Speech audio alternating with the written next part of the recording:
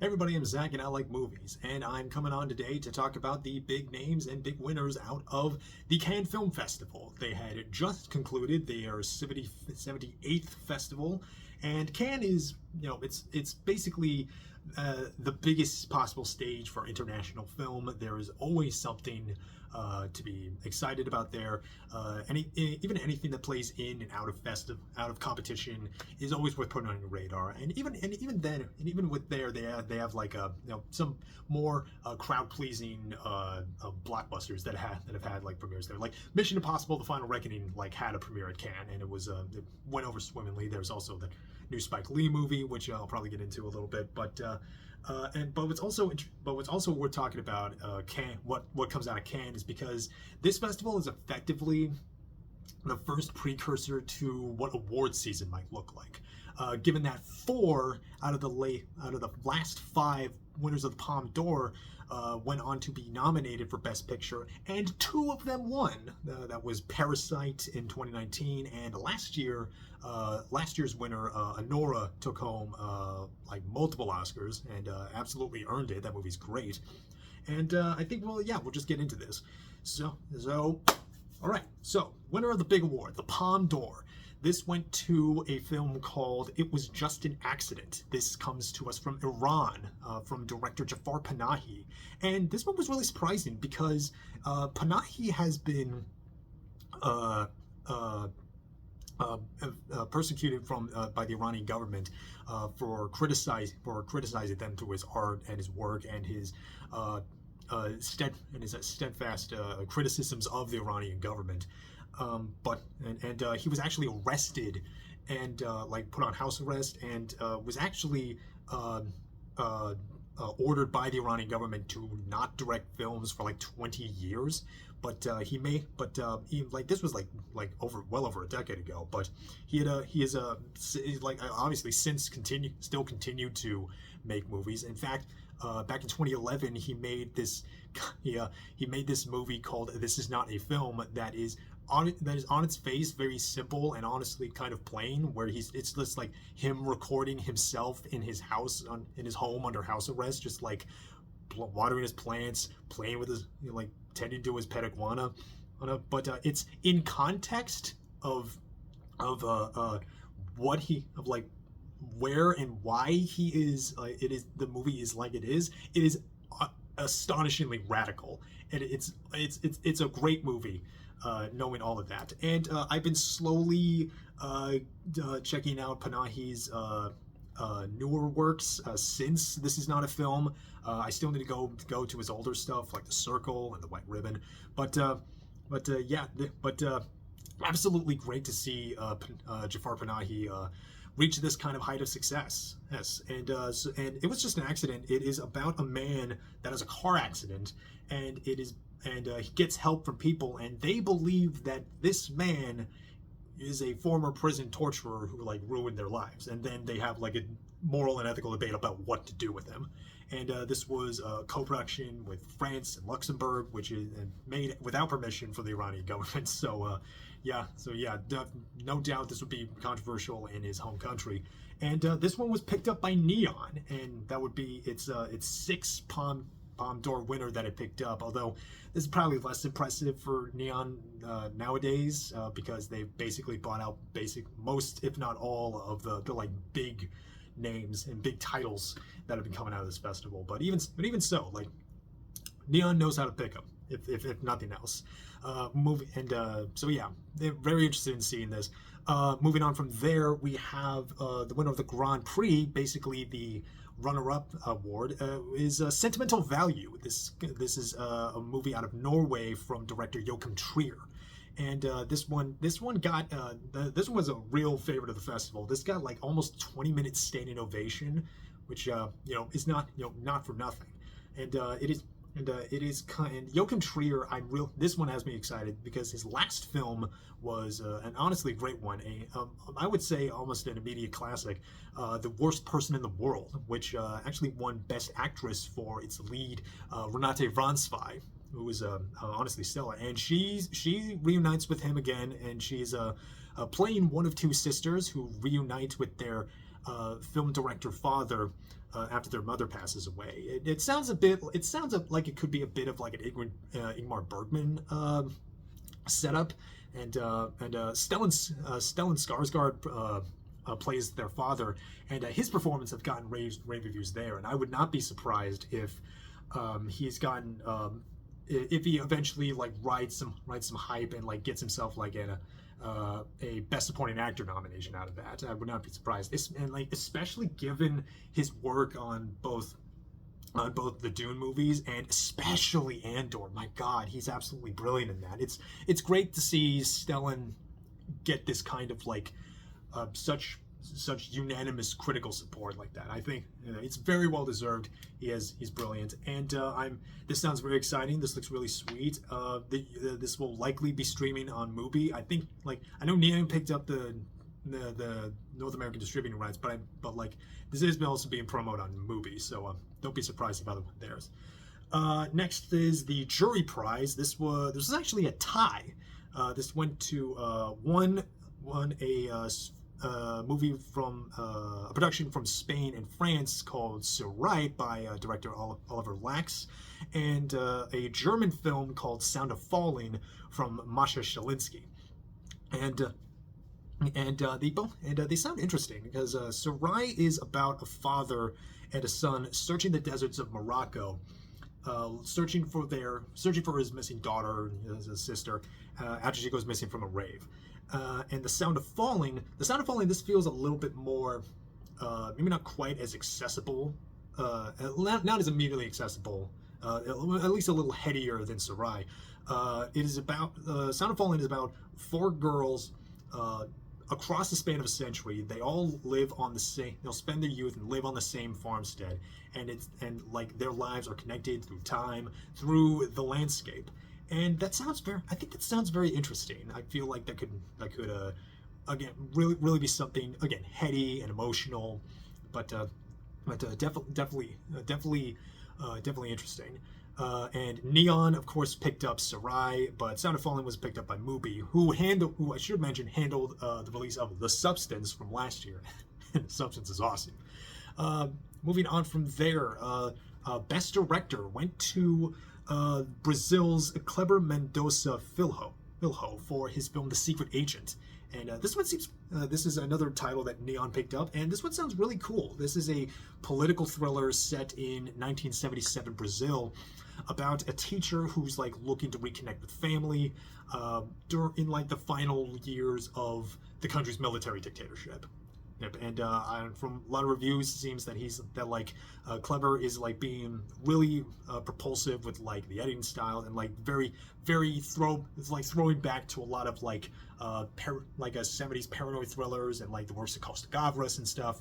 And it sounds like a winner. It is also its lead actor Wagner Moura. I believe that's how you pronounce it. Wagner Moura, who you might remember from Alex Garland's Civil War. He actually won Best Actor for this role, so that sounds exciting to me. Best Screenplay, that went to a film called The Young Mother's Home. This comes to us from a pair of Belgian directors, a pair of brothers, the Dardennes. This is Jean-Pierre and Luc Dardenne. They are known for having very emotionally raw performances, typically working with non-professional actors, a lot of intimate handheld camera work, and they're very socially conscious kind of directors too.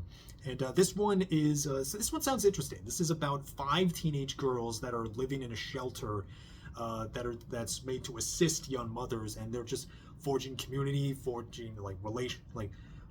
supportive communities and relationships with each other and their families. And it sounds like a heartbreaker. Like it sounds like a real, heartwarming, heartbreaking, the kind like it. So the Dardenne special. They've done really good work,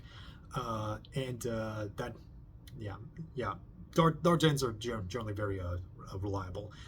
Best Actress. This went to Nadia Meletti for a role in a movie called The Little Sister, where she plays a French Algerian teenager who leaves a suburban home to study philosophy in Paris, and finds herself caught in that mix of that tension between her religious upbringing and her growing attraction to women, and whether she not should hide her queer identity or not. And I think this also won like a special like a queer prize at Cannes, and which I'm always down for more. And this sounds like it could be really good. And I have to admit, like I'm pretty sure Nadia is like still relatively young. So like getting Best Actress just that young, that's impressive. And yeah, Best Actor.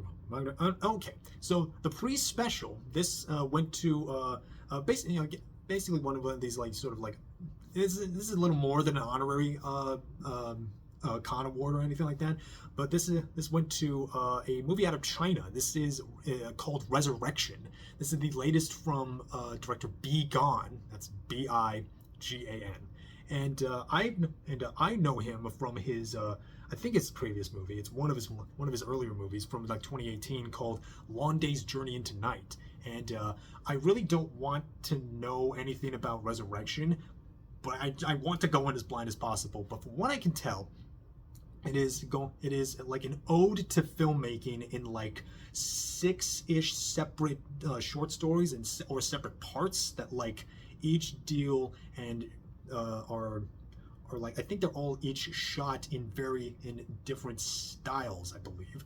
But again, I'm trying to go in this as blind as possible because that's what happened with Long Day's Journey into Night, and that movie absolutely blew my mind. Very moody, very dreamlike, very dreamlike photography and tone. And seriously, if you have not seen Long Day's Journey into Night, especially that second half, you will be amazed. Try not to look anything up about it. Just try to seek it out. It should be on Canopy, streaming right now, and highly recommend that. Very excited to see what Bi Gan has in store next. And I guess that's it for like the big awards. But I think we should move on to some more like very highly talked about movies from the rest of the festival, like Die My Love. This is the latest from director Lynne Ramsay. She's a really interesting independent filmmaker. She's had probably her most famous work, I think, is still We Need to Talk About Kevin with Tilda Swinton. But I also, from a couple of years back, I really liked her movie with Joaquin Phoenix called You Were Never Really Here. That movie's that hits and hits hard. But this is like there's already like a promo clip of this with Jennifer Lawrence and Robert Pattinson. They're in like this luscious green field and they're crawling on their hands and knees. It's like they're doing like some weird animal mating ritual or something. It looks really weird, but really fun. And movie picked this up, and it has Jennifer Lawrence playing a woman who develops postpartum depression, and Pattinson plays her husband. And Lawrence's performance really got a lot of buzz. There was even like talks that she might have won Best Actress at Cannes. But hey, I'm not.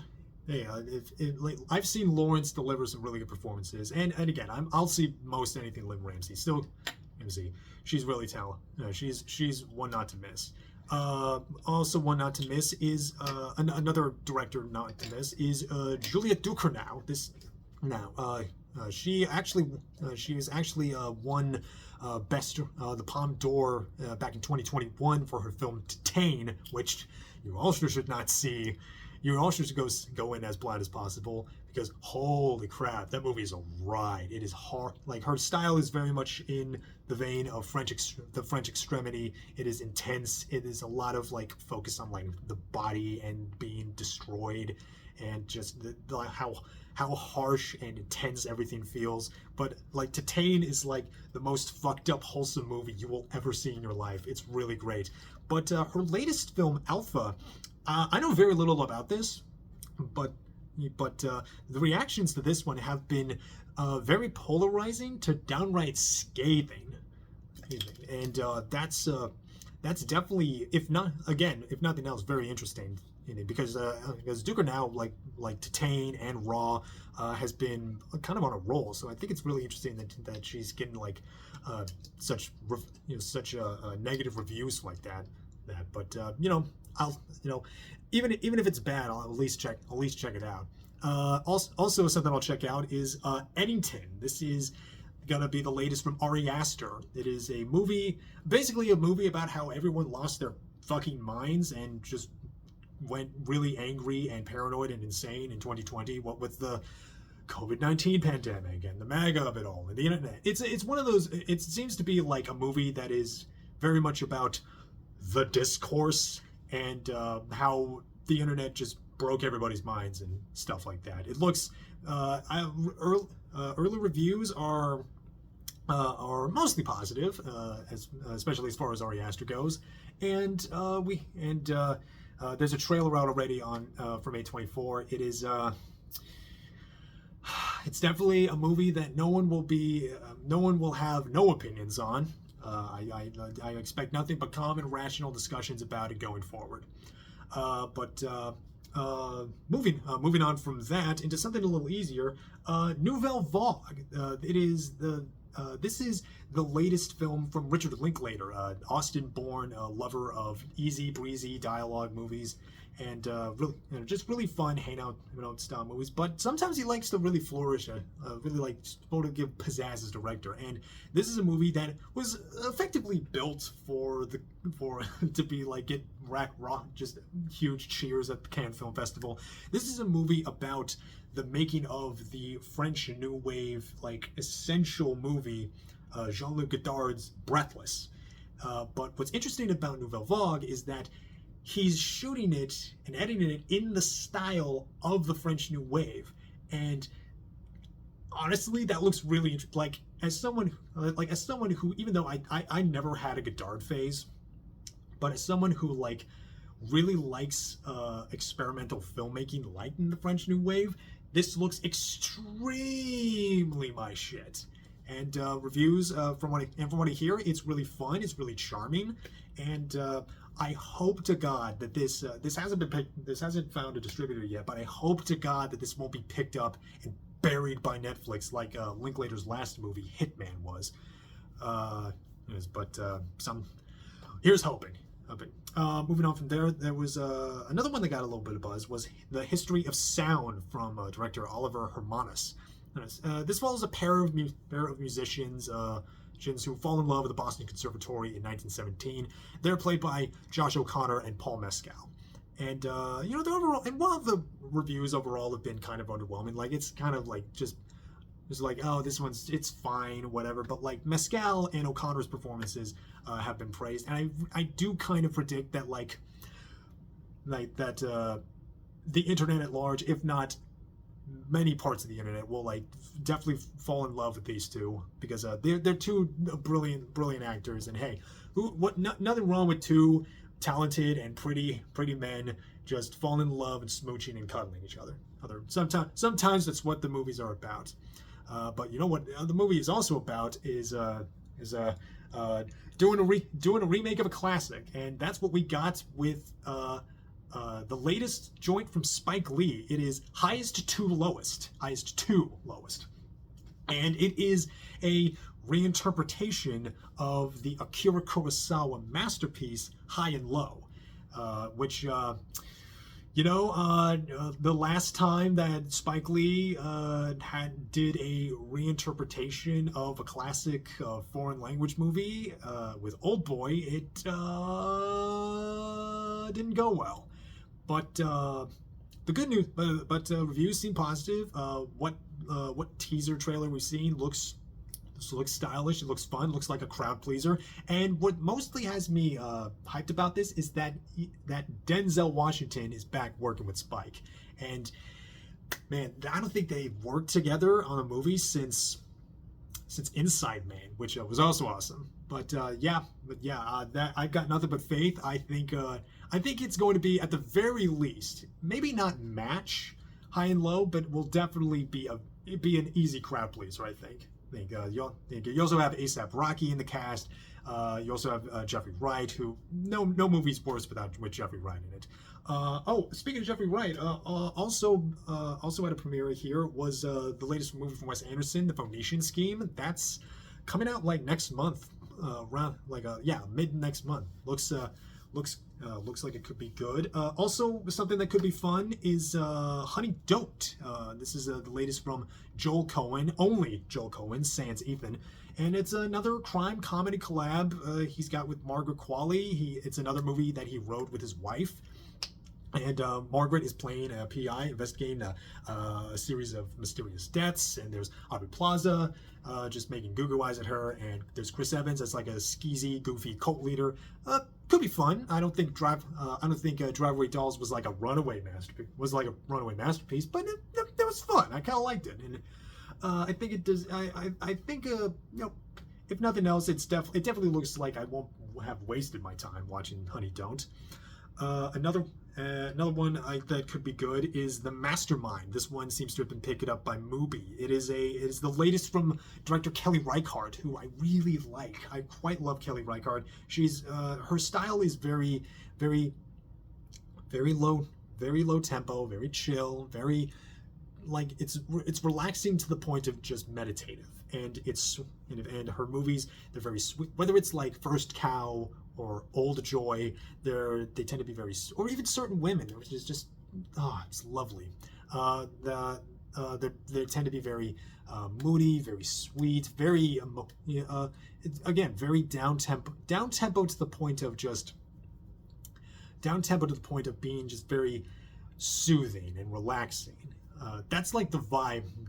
The general vibe of her movies, and this one, it's a 70s set heist movie, which like we have like Josh O'Connor as like this art thief, and there's also Alana Haim of the Haim sisters from Licorice Pizza. So that sounds like a winning combo for me. And to round out this video, one I'm also very excited for is The Chronology of Water. This is the directorial debut from Kristen Stewart, and really Kristen Stewart has been really killing it, I think, with her career choices post Twilight. Like, I think Robert Pattinson has had much more showier roles, and even eventually like coming back into the mainstream with like the Batman and Mickey 17. But I feel like K-Stu, she's had an equally interesting career. She's had like good choices with directors to work with. Like, she's worked with Olivia Assayas. Like, I think Personal Shopper is really cool, and she's really coming to her own again. I've really sort of reestablished herself. Like, no, she is like she's not just a one-face actress. She's really talented. She's interesting. I love the way that she's like just fully embraced her queerness, and that her whole like aesthetic shift has just been so fun to watch. I'm now always interested in what she's gonna do, and hearing that she directed a movie has me just so very, very excited. I can't wait to see what this is, and I think that'll be it. That'll probably do it. Cannes Film Festival, definitely always something to look out for. I have I'll be keeping an eye on all these things, and I hope you do too, because these are no doubt going to be movies worth talking about, good or bad. And can't wait to see how the year shakes out with them. And that'll be it for me. I'm Zach. I like movies. I have a lot more movies to watch. I hope one day I can go to the Cannes Film Festival, but oh well. Maybe I'll just be here waiting the handful of months for them to come near me, hopefully. And that'll be it. And I like movies, and I hope you do too, because movies are life. And I will see you all next time. You take care of yourselves.